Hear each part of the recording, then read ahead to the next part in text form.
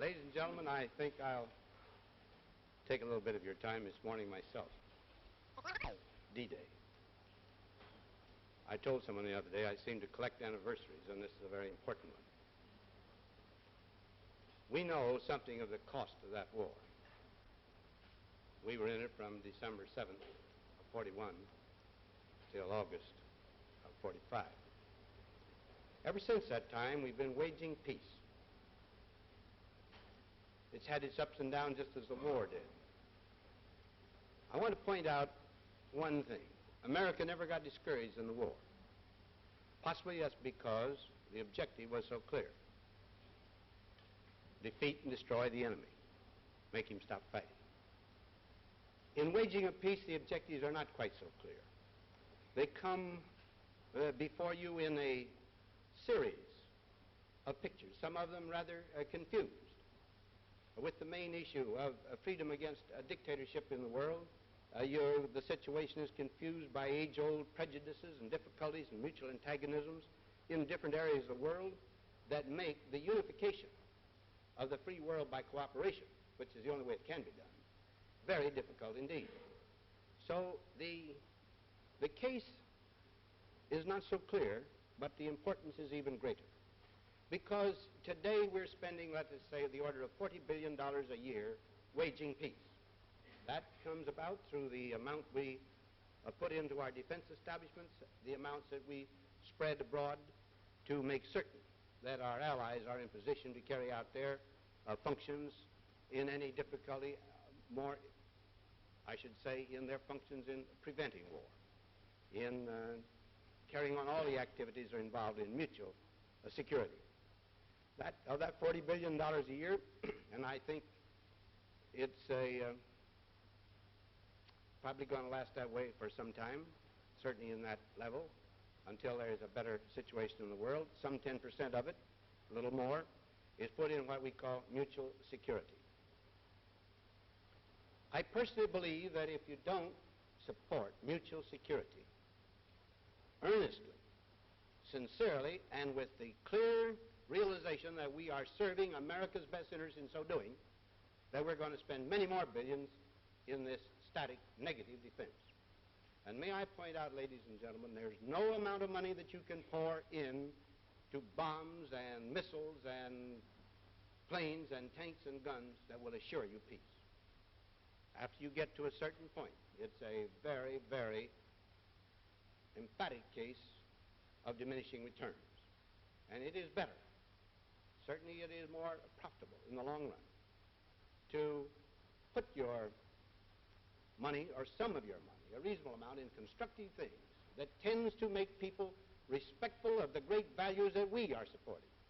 The liberty of the individual, his right to equal opportunity in his own country, to happiness, pursuit of happiness.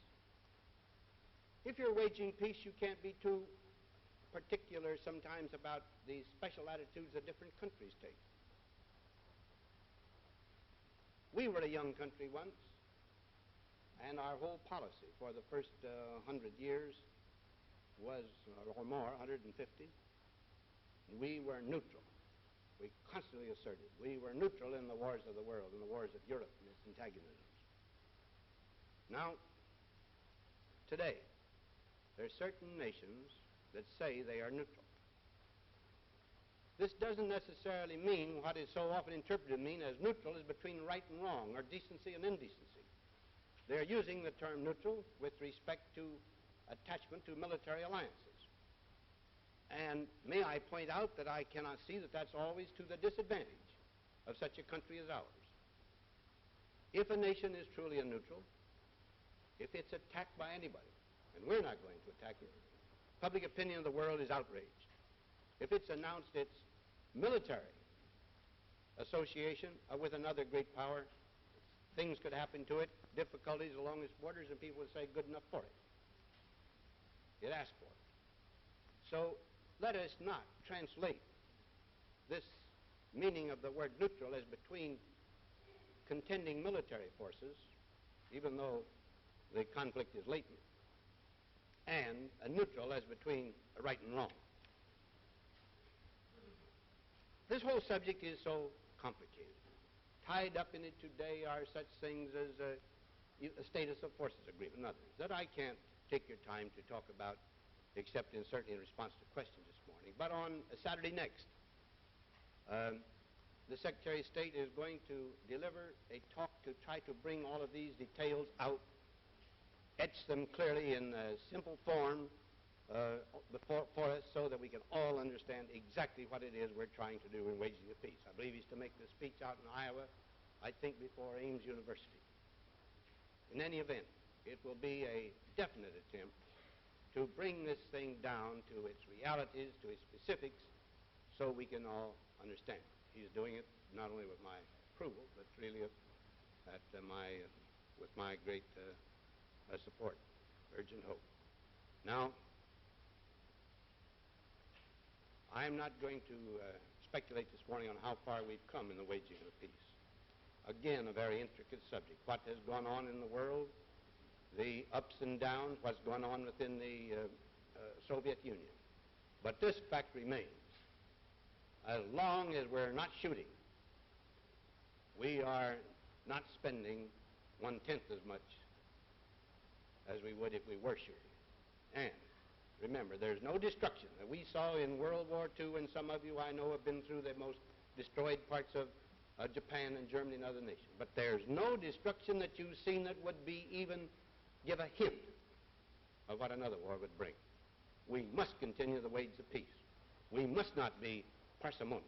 We must support such programs as the Mutual Security Act, and we must continue to study it. And I proposed, as you know, a continuing, bipartisan, outside study of our future programs so as to keep us on the best track possible.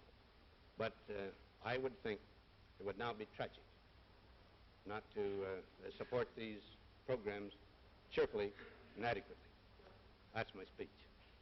Mr. President Clark of INS, there have been several developments involving the Soviet Union since we last met with you, including the text of the Khrushchev attack on Stalin, the Twining visit to Russia, and the replacement of Molotov as foreign minister. Can you give us your appraisal of these events as indicators of what's going on in the Kremlin?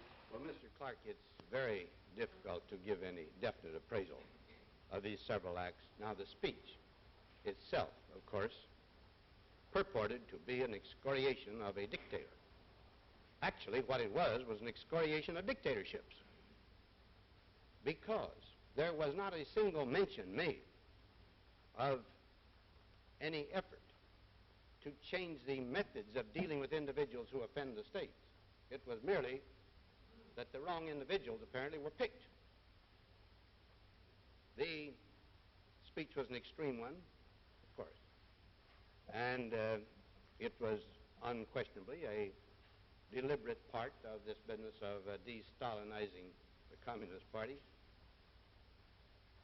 But aside from that, I think it was more for home consumption than it was anybody else's. But as I say, it's really an excoriation of dictatorship and a clear indication of how they regard the individual as opposed to the state. With respect to General Twining's visit, he received this informal invitation that was confirmed through the State Department, and I felt that there was no reason why a responsible officer of our government shouldn't accept such an invitation, and well knowing that I might be expected to extend exactly the same courtesies to one of their people that they extend to ours. I will do exactly that. The same courtesies under the same conditions and conduct it